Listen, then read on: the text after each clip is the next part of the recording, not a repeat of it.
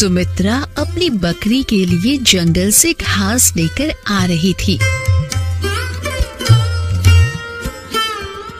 तभी पास वाले पेड़ पर एक जादुई पक्षी बैठा हुआ था। फिर उसने सुमित्रा को देखकर बोला, वाह, ये औरत कितनी मेहनती है। मैं पिछले कई सालों से देख रहा हूँ। ये हर सुबह आती है और अपनी बकरी के लिए ताजी घास काट कर ले जाती है। लेकिन एक बकरी भला कितना ही दूध देती होगी? इतने दूध से तो बस इनके घर की चाय ही बनती होगी। फिर ये बेचते क्या होंगे? मैं एक जादुई पक्षी हूँ, क्यों न मैं गाय बनकर इनके घर चली जाऊँ? फिर मेरे दूध को बेचकर ये आराम से अपनी जिंदगी जी पाएंगे। हाँ, ये ठीक रहेगा। वैसे भी ये औरत बहुत ही दयालु और अच्छी लग रही है। इतना कहकर पक्षी पेड़ से नीचे उतरा और एक सुनहरी रोशनी के साथ एक सुंदर सी गाय में बदल गया।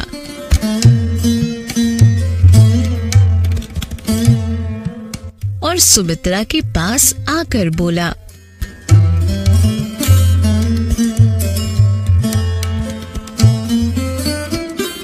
हे दयालु औरत, मेरी इस जंगल में कोई नहीं है और मैं अकेले ही रहती हूँ। क्या तुम मुझे अपने घर ले चलोगे? मैं इसके बदले तुम्हें ढेर सारा दूध दूंगी। गाय की बात सुनकर सुमित्रा हैरान हो गई। फिर बोली, ये कैसे हो सकता है? मैं कहीं सपना तो नहीं देख रही हूँ। ये गाय तो बोल रही है। वो सब तो ठीक है, पहले तुम ये बताओ कि तुम बोल कैसे रही हो? मैं तो पहली बार किसी गाय को इंसान की आवाज में बोलता हुआ देख रही हूँ। दरअसल मैं एक जादुई गाय हूँ, इसलिए मैं इंसानों की तरह बोल सकती हूँ, उनकी बातें समझ सकती हूँ। तो मैं ये कह रही थी कि तुम मुझे अपने घर ले चलो और फिर शाम सुबह हरी भरी घास खिला देना। मैं उसके बदले तुम्हें ढेर सारा दूध दूंगी। तुम उस दूध को बेचकर अपने जीवन का गुजारा आराम से कर पाओगे। वैसे भी एक बकरी से तुम्हारा क्या ही हो जाएगा। गाय की बात सुनकर सुमित्रा बहुत खुश हुई। क्या जादुई गाय? तुम सच कह रही हो? अगर ऐसा हो जाए तो फिर हमारे जीवन की सारी परेशानियां खत्म हो जाएंगी। अगर ऐसी बात है तो ठीक है, तुम चलो मेरे साथ। सुमित्रा उस गाय को लेकर घर आने लगी। थोड़ी देर बाद सुमित्रा गाय को लेकर घर पहुंच गई।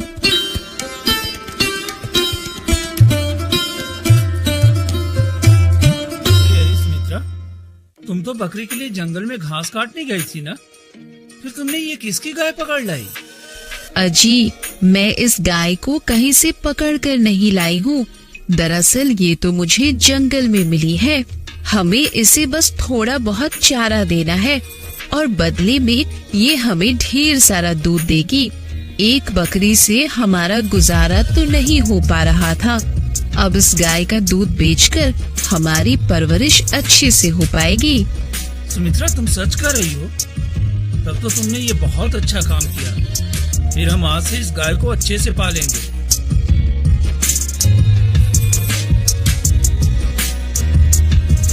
उस दिन के बाद वो दोनों रोज रोज गाय के खाने के लिए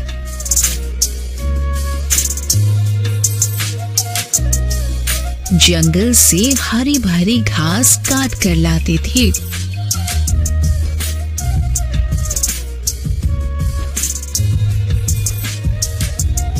ऐसे ही दिन गुजरते गए।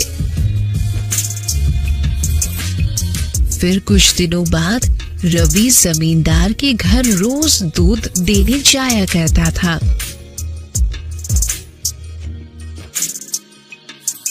फिर एक दिन उसका पड़ोसी जगराज ये सब देखकर सोचने लगा, अरे अरे, इसके पास तो बस एक बकरी थी, फिर ये कैसे रोज रोज बाल्टी भर के दूध बेचता है? भला एक छोटी सी बकरी इतना दूध कैसे दे पाएगी? हो न हो कोई रहस्य की बात है। मुझे जल्दी से पता लगाना होगा कि आखिर ये इतना दूध लाता कहाँ से है। जगराज अपनी पत्नी को ये सब बताने घर की तरफ निकल पड़ता है।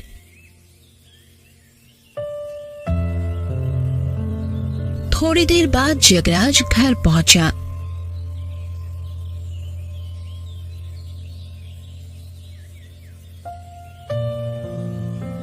अरे अरे भाग्यवान, सुनती हो?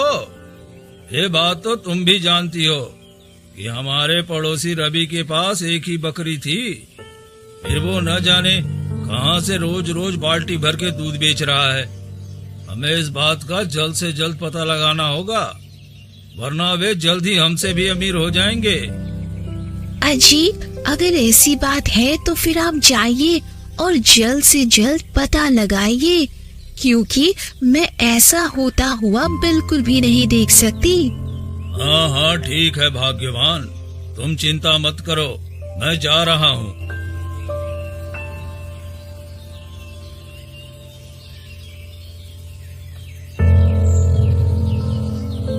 जगराज रवि के घर पहुंच गया और चोरी चोरी सब कुछ देखने लगा।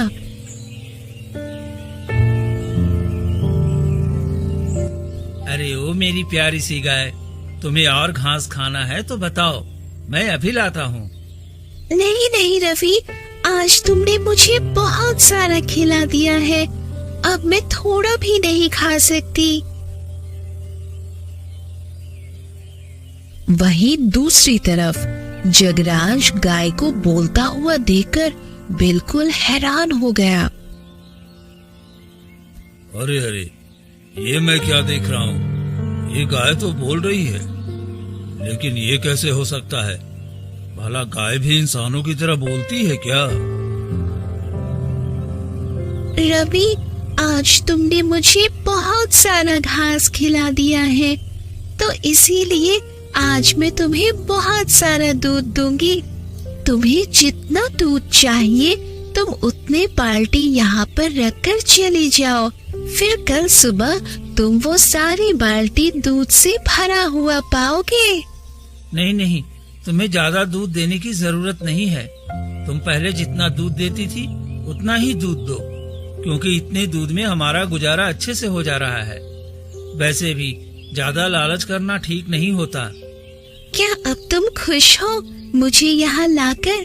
तुम परेशान तो नहीं हो रहे हो मुझे चारा देकर? मेरे दूध से तुम्हें कुछ फायदा हो रहा है या नहीं? हाँ, बिल्कुल हो रहा है कपिला। तुम्हारे दूध के कारण ही तो हमें अच्छे से 2 वक्त की रोटी मिल रही है।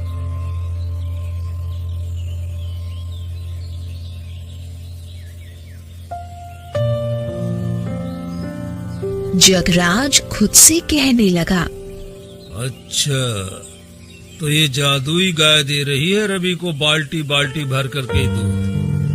अब मुझे जल्द से जल्द कुछ योजना सोचना होगा। हाँ, मैं समझ गया। कल जब रवि कपिला को जंगल में घास चराने ले जाएगा तब मैं उसे मार दूंगा। फिर मैं देखता हूँ ये दूध कहाँ से लाकर बेचता है। हाँ, ये ठीक रहेगा, मैं ऐसा ही करूंगा। फिर अगले दिन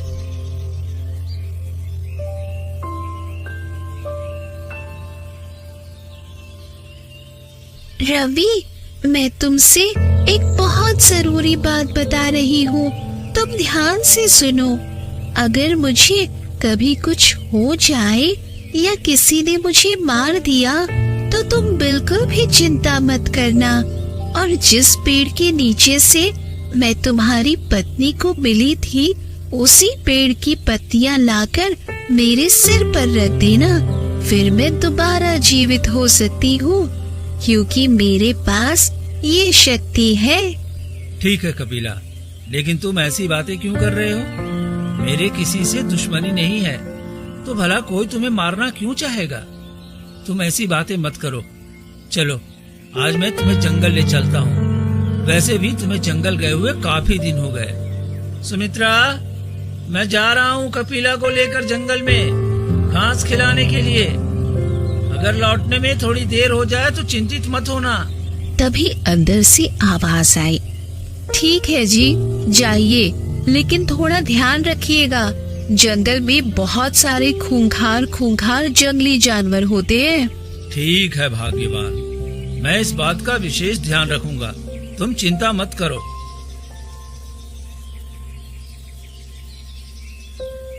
रवि अपने गाय को लेकर जंगल की तरफ निकल पड़ा।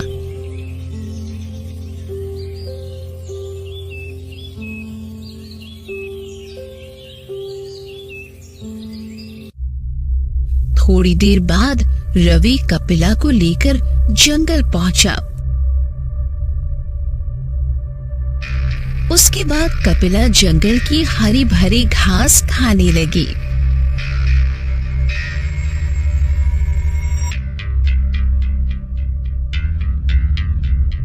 ओफो, आज काफी गर्मी है, मैं उस पेड़ के नीचे आराम कर लेता हूँ।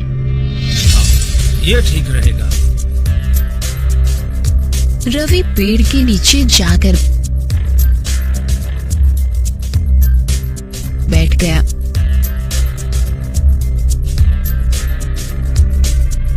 वहीं दूसरी तरफ जगराज झाड़ियों के पीछे छिपा हुआ था।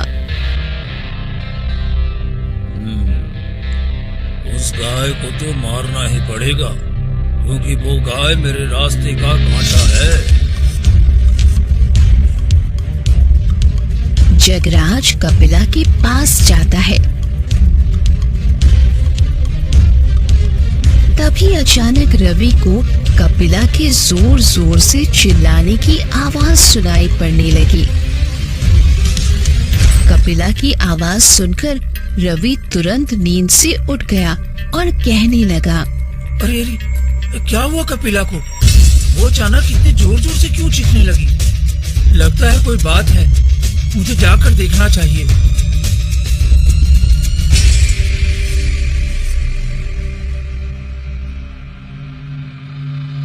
रवि कपिला के पास आया और सामने के नजारे को देखकर बिल्कुल हैरान हो गया, क्योंकि कपिला अब मर चुकी थी। रवि ये देखकर बहुत दुखी हुआ और उसकी आंखों से आंसू निकलने लगे। हे भगवान, ये कैसे हो गया? आखिर मेरी कपिला कैसे मर गई? चलो, अब दुखी होकर क्या फायदा? जो होना था सो हो चुका। अब मुझे घर जाकर सब लोगों को ये बात बता देनी चाहिए।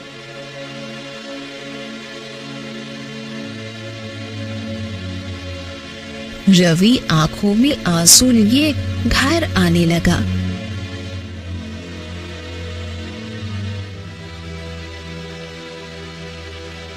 फिर थोड़ी देर बाद रवि घर पहुंचा।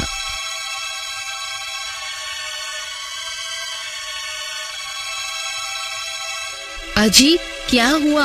आप इतने दुखी क्यों लग रहे हैं? और आप तो कपिला को जंगल में ले गए थे ना? फिर वो कहाँ पर है? आपके साथ दिखाई नहीं दे रही है। कहीं आपने उसे छोड़ तो नहीं दिया? नहीं सुमित्रा, मैंने कपिला को कहीं नहीं छोड़ा। दरअसल कपिला अब हमारे बीच नहीं रही, वो मर चुकी है। अरे, आप ये कैसी बातें कर रहे हैं? ऐसे कैसे कपिला हमारे बीच नहीं रही? आप तो उसे जंगल में घास चराने ले गए थे ना? हो ना हो आपको कोई गलत फहमी हुई होगी। आप मुझे शुरू से सारी बात बताओ। दरअसल सुमित्रा, मैं गाय को जंगल में चरा रहा था, तभी मुझे अचानक से गाय के चीखने की आवाज सुनाई पड़ने लगी। जब मैंने जाकर देखा तो हमारी कपिला मर चुकी थी।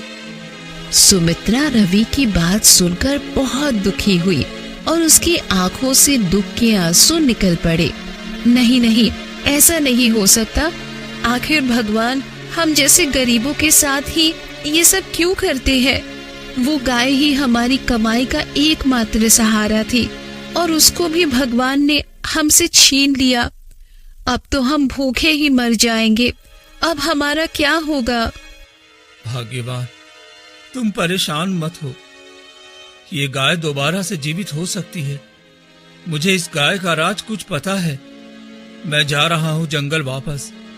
आकर तुम्हें सब कुछ बताता हूँ। चलिए ठीक है, जाइए, लेकिन जंगल में थोड़ा संभल कर जाइएगा, क्योंकि कब कहाँ से जंगली जानवर आ जाए कुछ पता नहीं रहता। ठीक है सुमित्रा, तुम चिंता मत करो, मुझे कुछ नहीं होगा।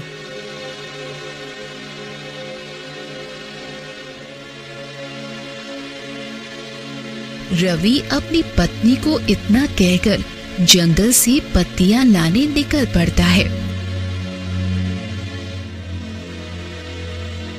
थोड़ी दूर चलने के बाद रवि उस पेड़ के नीचे पहुंच जाता है, जिस पेड़ के नीचे उसकी पत्नी को वो जादुई गाय मिली थी। हाँ, ये वही पेड़ है। सुमित्रा को इसी के पेड़ के नीचे वो जादुई गाय मिली थी। अब मुझे जल्द से जल्द उस पेड़ की पत्तियां तोड़कर गाय के पास ले जाना होगा। रवि पेड़ से पत्तियां तोड़कर गाय के पास जाने लगता है। फिर थोड़ी देर बाद रवि गाय के पास पहुंच जाता है और पत्तियां उसके सिर पर रख देता है। तभी अचानक एक तेज रोशनी के साथ गाय जीवित होकर अपने पैरों पर खड़ी हो जाती है। ये सब देखकर रवि बहुत खुश हुआ। ओ मेरी प्यारी सी गाय, आखिर तुम जीवित हो ही गई। तुम्हें पता है, मुझे तुम्हारे बिना बिल्कुल भी अच्छा नहीं लग रहा था। रवि, अब तुम्हें दुखी होने की कोई जरूरत नहीं है, क्योंकि अब मैं दोबारा लौट आई हूँ। तो चलो फिर हम घर चलते हैं। वैसे भी घर की मालकिन मेरे बिना परेशान होगी। हाँ हाँ कपिला, तुम ठीक कह रही हो। फिर चलो हम चलते हैं। वैसे भी सुमित्रा तुम्हें देखकर बहुत खुश होगी।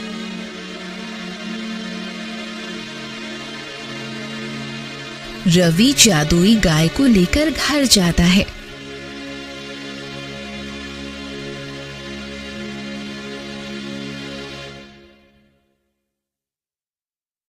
रवि ने अपनी पत्नी को सब कुछ बताया। रवि की बात सुनकर सुमित्रा बहुत खुश हुई। ओहो मेरी प्यारी गाय, मैं तुम्हारे बिना परेशान हो गई थी। जब से तुम्हारे साथ ऐसा हुआ था, तब से हम सब ने ठीक से खाना भी नहीं खाया। कोई बात नहीं मालकिन, अब आप बिल्कुल भी चिंता मत कीजिए, मैं आ चुकी हूँ। अब मैं पहले की तरह ठीक हो जाऊंगी और आज की बात तुम सब मुझे प्यार से घबली कहकर बुलाना। अजी, घर में खाने को कुछ नहीं है और हमारे पास पैसे भी नहीं है, अब हम क्या करें? सुमित्रा की बात सुनकर गाय ही बोल पड़ी।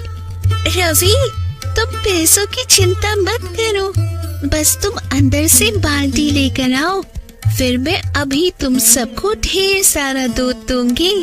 ठीक है, कोई बात नहीं धबली, तुम्हें ज्यादा दूध देने की जरूरत नहीं है। तुम पहले जितना दूध देती थी उतना ही दूध आज भी दो, हमारे लिए वही बहुत ज्यादा है। रवि अंदर से बाल्टी लेने चला जाता है। थोड़ी देर बाद बाल्टी लाकर गाय के पास रख देता है। अचानक एक जादुई रोशनी के साथ वो बाल्टी दूध से भर जाती है। अरे वाह धबली, तुम्हारा दूध तो बहुत गाढ़ा है। धबली, अभी तो मेरे पास घास नहीं है, तो अभी तुम क्या खाओगी? कोई बात नहीं रवि, हमारे पास तो एक केले का पेड़ है ना, तो वही लाओ। दूध देकर मैं बहुत थक गई हूँ। तभी पीछे से जगराज आया और ये सब देखकर हैरान हो गया। अरे अरे, मैंने तो इस गाय को जंगल में मार दिया था, ये गाय जीवित कैसे हो गई? मुझे तो कुछ समझ में नहीं आ रहा है। अब मुझे जल्द से जल्द कुछ करना चाहिए। ठीक है भाग्यवान, मैं जमींदार बाबू के घर जा रहा हूँ दूध देने। शाम तक लौट कर आऊंगा। अगर लौटने में थोड़ी देर हो जाए तो तुम चिंता मत करना। ठीक है जी, जाइए, लेकिन रात होने से पहले लौट आइएगा, और घर आते समय थोड़े से चावल लेते आइएगा। रवि दूध लेकर जमींदार के घर की तरफ निकल पड़ा। फिर थोड़ी देर बाद रवि जंगल के बीचों बीच पहुंचा। उसने देखा कि एक बूढ़ी औरत अपनी कुटिया के सामने खाट पर बैठकर रो रही थी। वो बेचारी बूढ़ी माँ तो काफी दुखी लग रही है। मुझे उनके पास जाकर उनकी सहायता करनी चाहिए। इतना कहकर रवि बूढ़ी माँ के पास गया।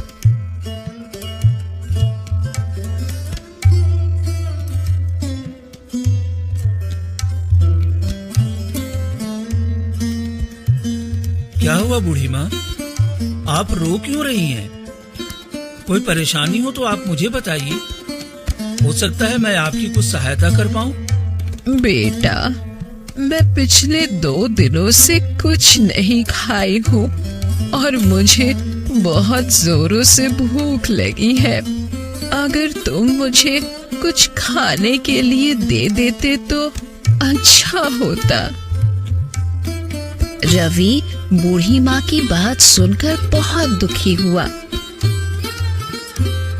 ओहो, जरा देखो तो, ये बूढ़ी माँ थोड़े से खाने के लिए कितना परेशान है। सबके पास अपने अपने दुख हैं। इस दुनिया में कोई भी पूरी तरह से सुखी नहीं है। क्या हुआ बेटा, तुम क्या सोचने लगे? कुछ नहीं बूढ़ी माँ, मैं समझ सकता हूँ, बूढ़े होने पर बहुत ज्यादा भूख प्यास लगती है। वैसे बूढ़ी माँ, आपके बहू और बेटे कहाँ पर हैं? बेटा, मेरे 3 बहू और बेटे हैं, लेकिन वो सारे मुझे बुढ़ापे में छोड़कर बाहर कमाने चले गए हैं और कभी हाल चाल भी पूछने नहीं आते। बूढ़ी माँ की बात सुनकर रवि को बहुत बुरा लगा। चलिए ठीक है, कोई बात नहीं बूढ़ी माँ, मेरे पास दूध है तो मैं आपको थोड़े से दूध दे देता हूँ, आप उस दूध को पी लेना।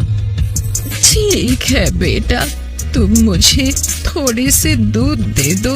कम से कम मैं उस दूध को पीकर कुछ दिन तो जीवित रहूंगी, फिर आगे जो भगवान की मर्जी होगी सो तो होकर रहेगा।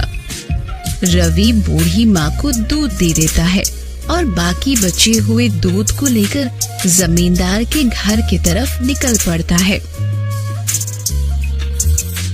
थोड़ी देर चलने के बाद रवि जमींदार के घर पहुंच जाता है।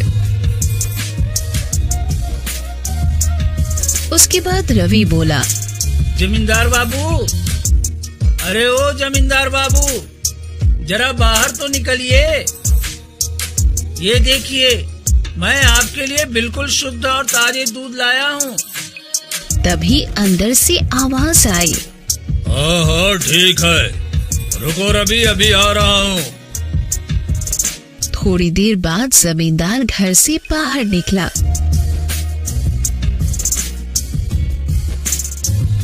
अरे रवि, तुम बहुत दिनों के बाद दूध लेकर आए हो।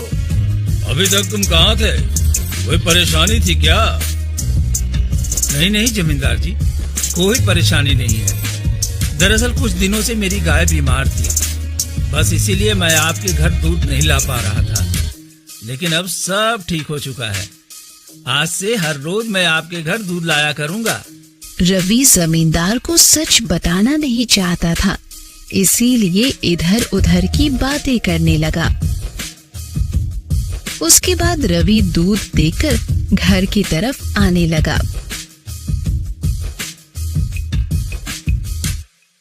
थोड़ी देर बाद रवि घर पहुंचा।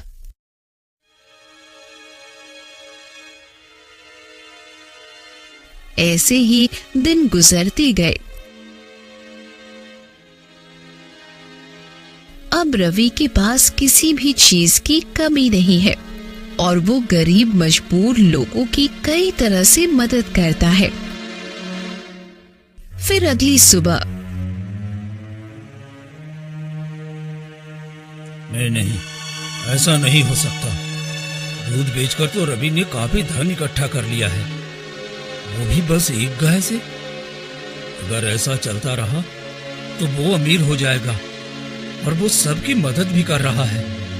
सबकी जुबान पर सिर्फ रवि का नाम है। देखना, वो गाय भी मैं जल्द ही मार डालूंगा। जगराज फिर से लालच में आ गया। गांव में ये बात बिल्कुल आग की तरह फैल जाती है कि रवि के पास एक जादुई गाय है। फिर जमींदार बाबू को भी घबली के बारे में पता चला। उसके बाद जमींदार भी गाय के लालच में आकर रवि के घर पहुंचा।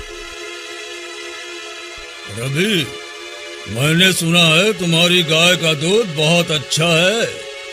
क्या मैं तुम्हारी गाय देख सकता हूँ? रवि स्वभाव का बड़ा ही भोला था, इसीलिए रवि ने जमींदार से कहा, हाँ हाँ जरूर, क्यों नहीं जमींदार बाबू, आप मेरे साथ चलिए। रवि जमींदार बाबू को लेकर गौशाला की तरफ जाने लगा। थोड़ी देर बाद रवि और जमींदार गौशाला के पास पहुंचे। जमींदार बाबू, ये है मेरी वो जादुई गाय जो मुझे हर रोज बाल्टी भर के दूध देती है। अच्छा रवि, मुझे लेकिन यकीन नहीं हो रहा है। क्या तुम अभी मेरे सामने इस गाय से दूध मांग सकते हो? हाँ हाँ जमींदार जी, क्यों नहीं। आप थोड़ा रुकिए, मैं अभी इस गाय से दूध मांगकर आपको दिखाता हूँ। रवि तुरंत घर से एक बाल्टी लेकर गाय के पास में रख देता है। हे जादुई गाय, मुझे जमींदार जी को तुम्हारी जादुई शक्तियाँ दिखाना है, तो इसलिए तुम मुझे बाल्टी भर दूध दो। रवि के इतना कहते ही एक तेज सुनहरी रोशनी के साथ बाल्टी दूध से भर जाती है। जमींदार ये सब देखकर और भी लालच में आ गया। रवि, तू मुझे ये गाय दे दे, मैं तुझे इसके बदले बहुत सारा धन दूंगा, क्योंकि ये गाय मुझे बहुत खूबसूरत लग रही है। नहीं जमींदार बाबू, आप ये गाय नहीं ले सकते, क्योंकि आप इसका गलत इस्तेमाल करेंगे। लेकिन ये गाय सिर्फ ईमानदार लोगों के लिए ही है। मैं इसको ले जाऊंगा, देखता हूँ मुझे कौन रोकता है। जमींदार ने जैसे ही गाय को ले जाने के लिए उसकी रस्सी खोली, वैसे ही जमींदार के हाथ बहुत तेजी से जलने लगे। रवि ये सब देखकर हैरान हो गया। तुम चिंता मत करो रवि, ये दुष्ट जमींदार बहुत दिनों से लोगों को परेशान कर रहा है, इसीलिए आज मैं इसको सजा दूंगी। रवि, मुझे माफ कर दो, आज के बाद ऐसी गलती मैं कभी नहीं करूंगा। मुझे तुम्हारी गाय नहीं चाहिए। रवि, रवि तुम मुझे बचाओ। देखिए जमींदार बाबू, मैं गाय दूध बेचकर जो पैसा कमाता हूँ उसका ज्यादातर हिस्सा गरीबों को दान कर देता हूँ, लेकिन आप गरीबों की फसल और जमीन जबरदस्ती छीन लेते हैं, इसलिए गाय आपके लिए नहीं है।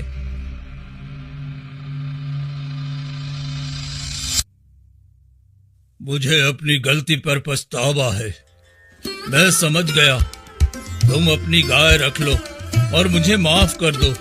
अरे नहीं नहीं, आपको माफी मांगनी ही है तो आपने जिन जिन लोगों की जमीन पर कब्जा किया हुआ है उन सब की जमीन लौटा दीजिए और आप उनसे जाकर माफी मांगिए। अब जमींदार को भी अपनी गलतियों का पछतावा होने लगा था।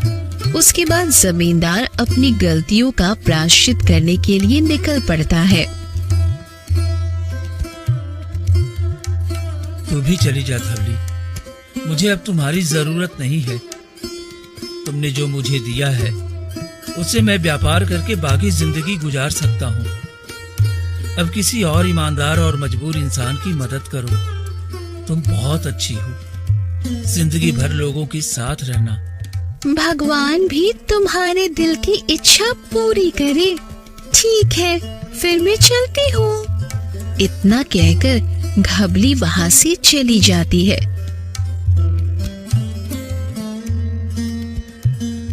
वहीं दूसरी तरफ जमींदार सारे लोगों का धन और खेत वापस कर देता है।